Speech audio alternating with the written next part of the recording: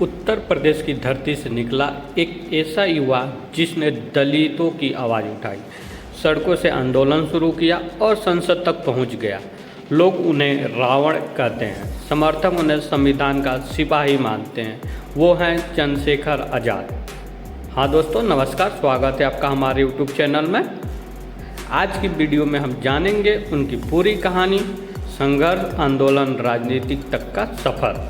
तो बात करते हैं शुरुआती जीवन के बारे में। तो चंद्रशेखर आज़ाद का जन्म 5 दिसंबर 1987 को उत्तर प्रदेश के सहारनपुर क्षेत्र में हुआ। वे एक दलित परिवार से आते हैं। बचपन से ही उन्होंने जातिगत भेदभाव देखा।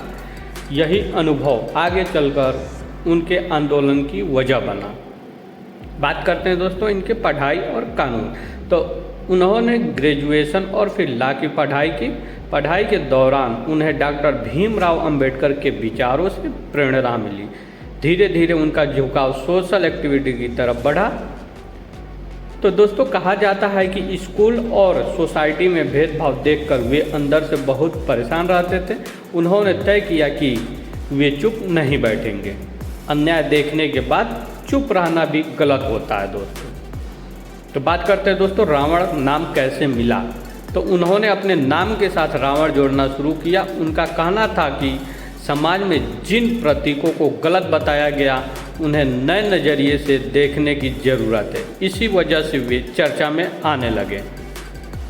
बात करते हैं दोस्तों भीम आर्मी की शुरुआत। तो 2015 में उन्होंने भीम आर्मी की स्थापना में महत्वपूर्ण भूमिका निभाई दोस्तों। इस संगठन का उद्देश्य था दलितों के अधिकारों का रक्षा, शिक्षा को बढ़ावा देना, सामाजिक न्याय के लिए आवाज़ उठाना। भीम आर्मी ने कई फ्री स्कूल भी शुरू किए। तो दोस्तों शुरुआत में भीम आर्मी के पास ज़्यादा रिसोर्सेस नहीं थे, लेकिन चंद्रशेखर गांव-गांव जाकर युवाओं को जोड़ते रहे। दोस्तों बड़ा आंदोलन छोटी शुरुआत से ही बनता है। बात करते हैं सहारनपुर आंदोलन। तो 2017 में सहारनपुर हिंसा और दलित मुद्दों के बाद उनका नाम पूरा देश में चर्चा में आया दोस्तों।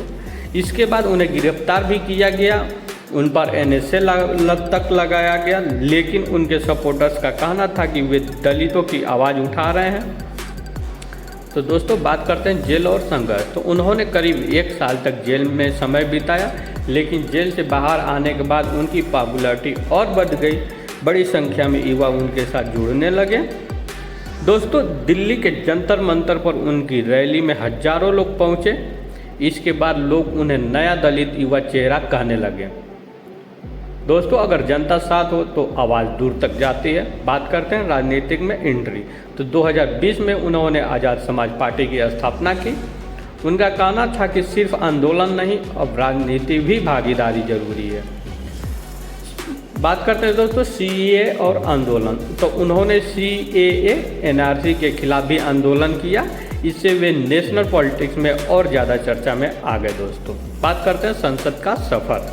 तो 2024 लोकसभा इलेक्शन में उन्होंने नगीना सीट से चुनाव जीता और वे अभी फिलहाल सांसद हैं दोस्तों। वे मेंबर ऑफ पार्लियामेंट बने। इसे दलित राजनीति में बड़ा बदलाव माना गया दोस्तों। कुछ लोग उन्हें दलित युवाओं की नई आवाज़ मानते हैं। वो क्रिटिसाइज उनकी एग्रेसिव पॉलिटिक्स की आलोचना करते हैं। रेडिट और सोशल मीडिया पर उनके बारे में अलग अलग राय देखने को मिलती है दोस्तों। बड़े नेताओं के साथ समर्थन और विरोध दोनों आते हैं दोस्तों। तो बात करते हैं विचारधारा। तो चंद्रशेखर आज़ाद खुद को अंबेडकर बताते हैं। उनका अंबेडकर क्रांति बताते हैं। उनका फोकस दोस्तों संविधान, सोशल जस्टिस, इक्वलिटी, एजुकेशन पर आता है। बात करें दोस्तों यूथ आइकॉन। तो आज की बड़ी संख्या में दलित और बहुजन यूथ उन्हें इंस्पायरेशन मानते हैं। खासकर यूपी और नॉर्थ इंडिया में उनकी स्ट्रांग फैन फॉलोइंग है दोस्तों। आज का दौर। तो आज चंद्रशेखर आज़ाद इंडिया के चर्चित युवा नेताओं में गिने जाते हैं दोस्तों। वे संसद और सड़क दोनों जगह सक्रिय दिखाई देते हैं। तो दोस्तों एक साधारण परिवार का लड़का जिसने भेदभाव देखा, आंदोलन शुरू किया, जेल गया और फिर संसद तक पहुंच गया। दोस्तों अगर इरादा मजबूत हो तो संघर्ष आपको इतिहास बना सकता है दोस्तों। तो बात करते हैं दोस्तों, चंद्रशेखर आज़ाद की कहानी हमें सिखाती है अन्याय के खिलाफ आवाज़ उठाओ, शिक्षा सबसे बड़ी ताकत है, संघर्ष से मत डरो, संविधान और अधिकारों को समझो। तो दोस्तों ये था चंद्रशेखर आज़ाद की पूरी जीवनी।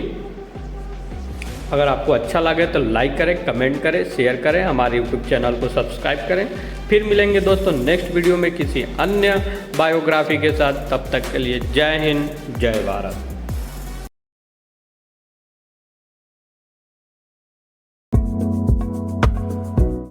उत्तर प्रदेश की धरती से निकला एक ऐसा युवा जिसने दलितों की आवाज़ उठाई, सड़कों से आंदोलन शुरू किया और संसद तक पहुंच गया। लोग उन्हें रावण कहते हैं, समर्थक उन्हें संविधान का सिपाही मानते हैं। वो हैं चंद्रशेखर आज़ाद। हाँ दोस्तों नमस्कार, स्वागत है आपका हमारे यूट्यूब चैनल में। आज की वीडियो में हम जानेंगे उनकी पूरी कहानी, संघर्ष, आंदोलन, राजनीतिक तक का सफ़र। तो बात करते हैं शुरुआती जीवन के बारे में। तो चंद्रशेखर आज़ाद का जन्म 5 दिसंबर 1987 को उत्तर प्रदेश के सहारनपुर क्षेत्र में हुआ। वे एक दलित परिवार से आते हैं। बचपन से ही उन्होंने जातिगत भेदभाव देखा। यही अनुभव आगे चलकर उनके आंदोलन की वजह बना। बात करते हैं दोस्तों इनके पढ़ाई और कानून। तो उन्होंने ग्रेजुएशन और फिर लॉ की पढ़ाई की। पढ़ाई के दौरान उन्हें डॉक्टर भीमराव अंबेडकर के विचारों से प्रेरणा मिली। धीरे धीरे उनका झुकाव सोशल एक्टिविटी की तरफ बढ़ा। तो दोस्तों कहा जाता है कि स्कूल और सोसाइटी में भेदभाव देखकर वे अंदर से बहुत परेशान रहते थे। उन्होंने तय किया कि वे चुप नहीं बैठेंगे। अन्याय देखने के बाद चुप रहना भी गलत होता है दोस्तों। तो बात करते हैं दोस्तों रावण नाम कैसे मिला। तो उन्होंने अपने नाम के साथ रावण जोड़ना शुरू किया। उनका कहना था कि समाज में जिन प्रतीकों को गलत बताया गया उन्हें नए नज़रिए से देखने की ज़रूरत है। इसी वजह से वे चर्चा में आने लगे। बात करते हैं दोस्तों भीम आर्मी की शुरुआत। तो 2015 में उन्होंने भीम आर्मी की स्थापना में महत्वपूर्ण भूमिका निभाई दोस्तों। इस संगठन का उद्देश्य था दलितों के अधिकारों का रक्षा, शिक्षा को बढ़ावा देना, सामाजिक न्याय के लिए आवाज़ उठाना। भीम आर्मी ने कई फ्री स्कूल भी शुरू किए। तो दोस्तों शुरुआत में भीम आर्मी के पास ज़्यादा रिसोर्सेस नहीं थे, लेकिन चंद्रशेखर गांव-गांव जाकर युवाओं को जोड़ते रहे।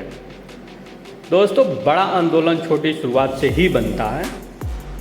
बात करते हैं सहारनपुर आंदोलन। तो 2017 में सहारनपुर हिंसा और दलित मुद्दों के बाद उनका नाम पूरा देश में चर्चा में आया दोस्तों।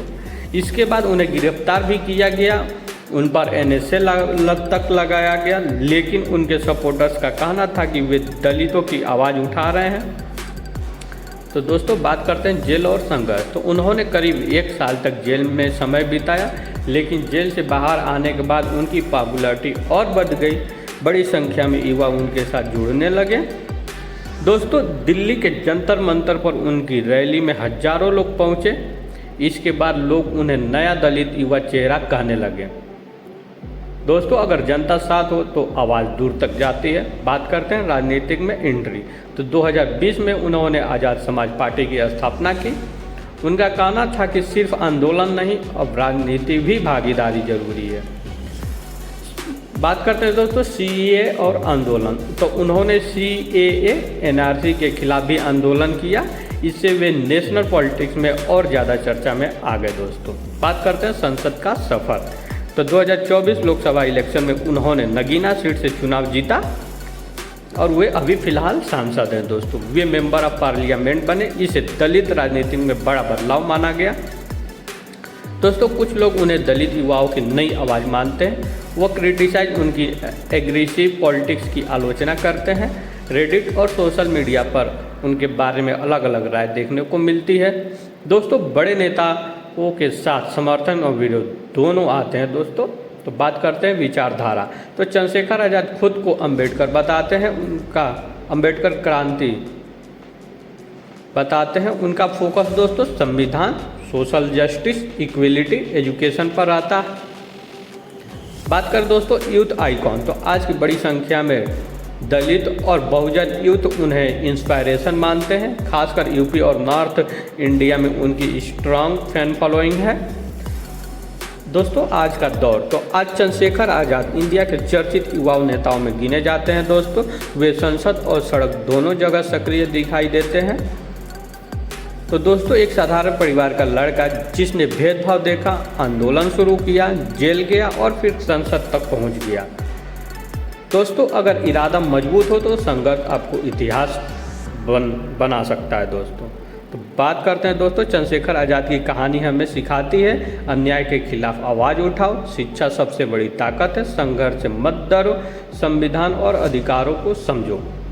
तो दोस्तों ये था चंद्रशेखर आज़ाद की पूरी जीवनी। अगर आपको अच्छा लगे तो लाइक करें, कमेंट करें, शेयर करें, हमारे यूट्यूब चैनल को सब्सक्राइब करें। फिर मिलेंगे दोस्तों नेक्स्ट वीडियो में किसी अन्य बायोग्राफी के साथ। तब तक के लिए जय हिंद, जय भारत।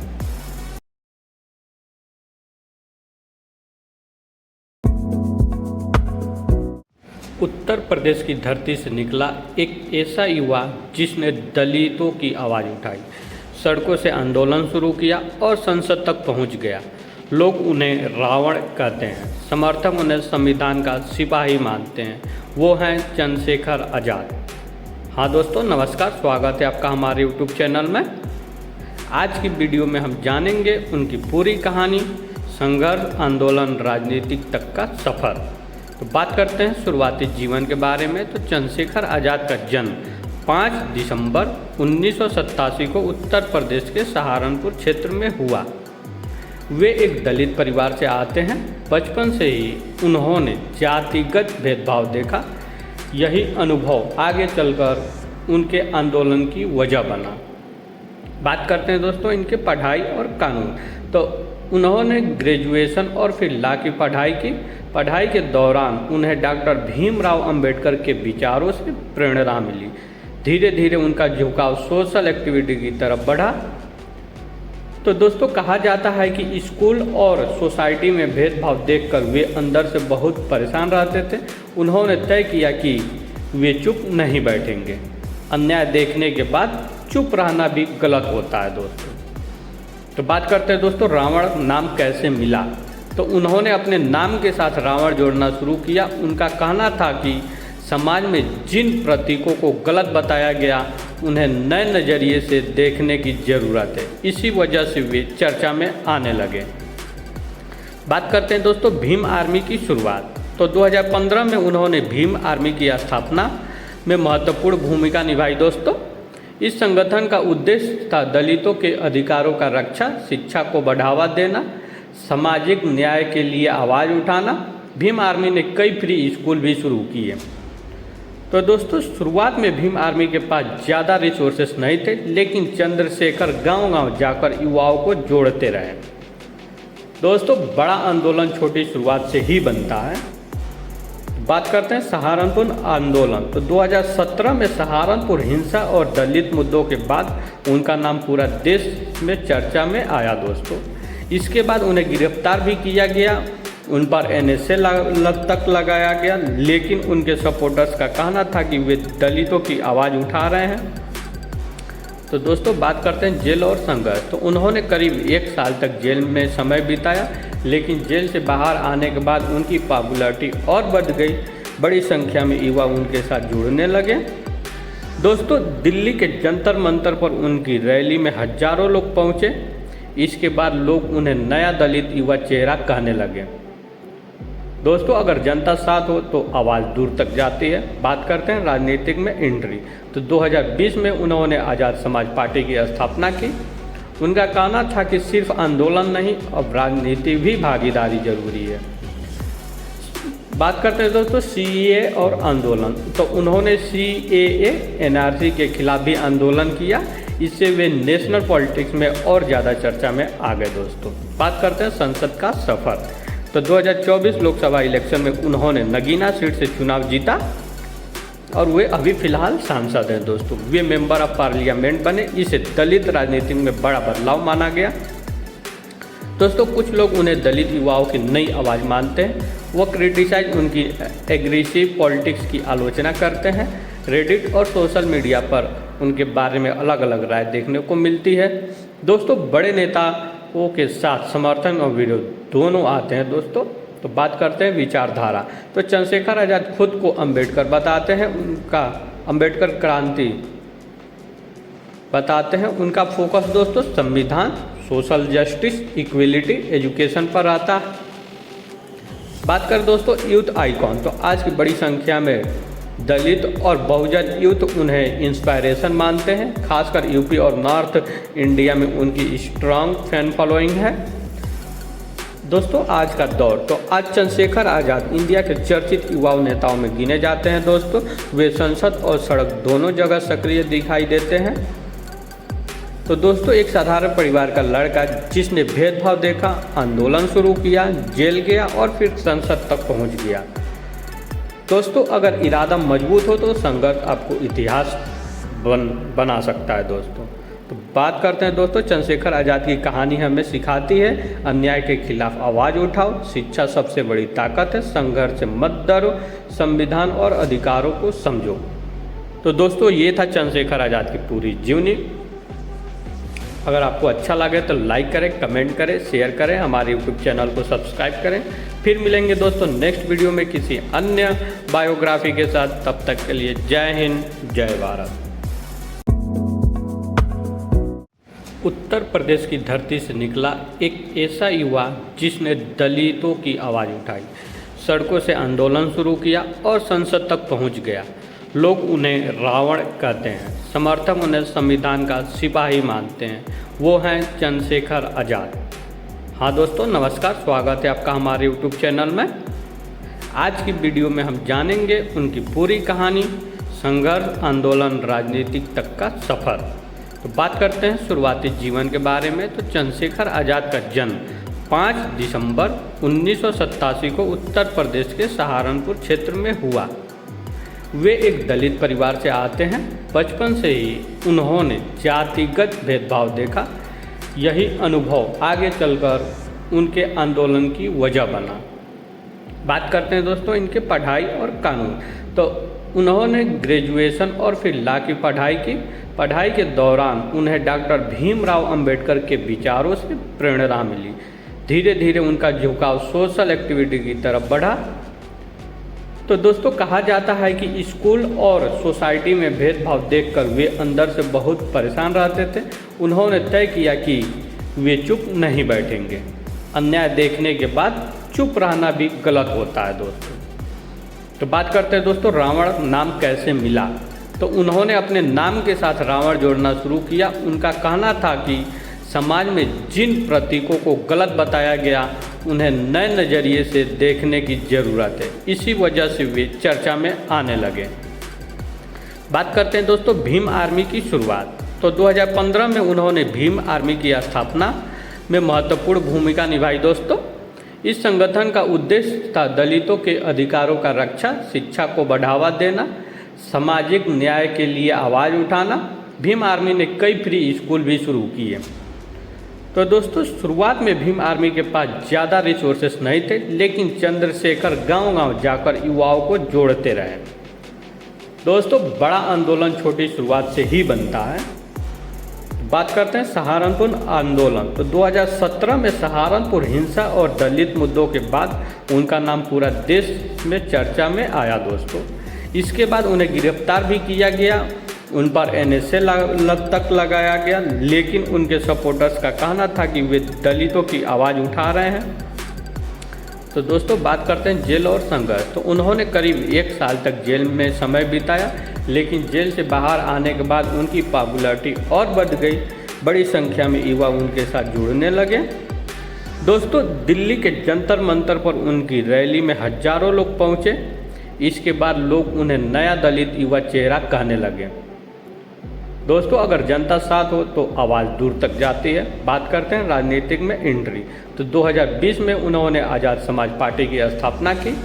उनका कहना था कि सिर्फ आंदोलन नहीं, अब राजनीति भी भागीदारी जरूरी है।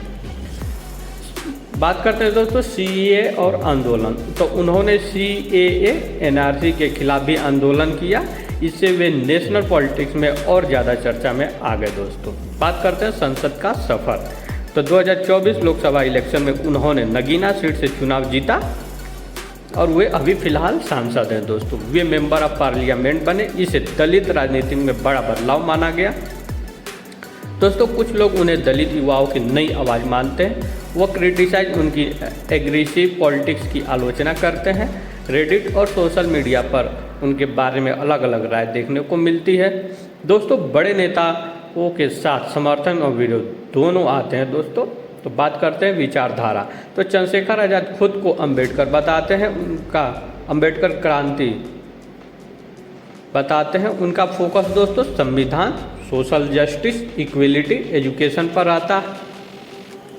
बात कर दोस्तों यूथ आइकॉन, तो आज की बड़ी संख्या में दलित और बहुजन यूथ उन्हें इंस्पायरेशन मानते हैं। खासकर यूपी और नॉर्थ इंडिया में उनकी स्ट्रांग फैन फॉलोइंग है।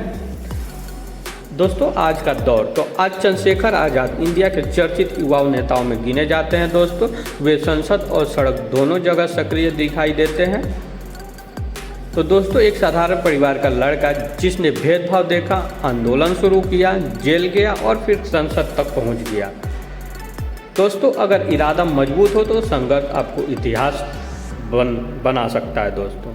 तो बात करते हैं दोस्तों चंद्रशेखर आज़ाद की कहानी हमें सिखाती है अन्याय के खिलाफ आवाज़ उठाओ, शिक्षा सबसे बड़ी ताकत है, संघर्ष से मत डरो, संविधान और अधिकारों को समझो। तो दोस्तों ये था चंद्रशेखर आज़ाद की पूरी जीवनी। अगर आपको अच्छा लगे तो लाइक करें, कमेंट करें, शेयर करें, हमारे यूट्यूब चैनल को सब्सक्राइब करें। फिर मिलेंगे दोस्तों नेक्स्ट वीडियो में किसी अन्य बायोग्राफी के साथ। तब तक के लिए जय हिंद, जय भारत।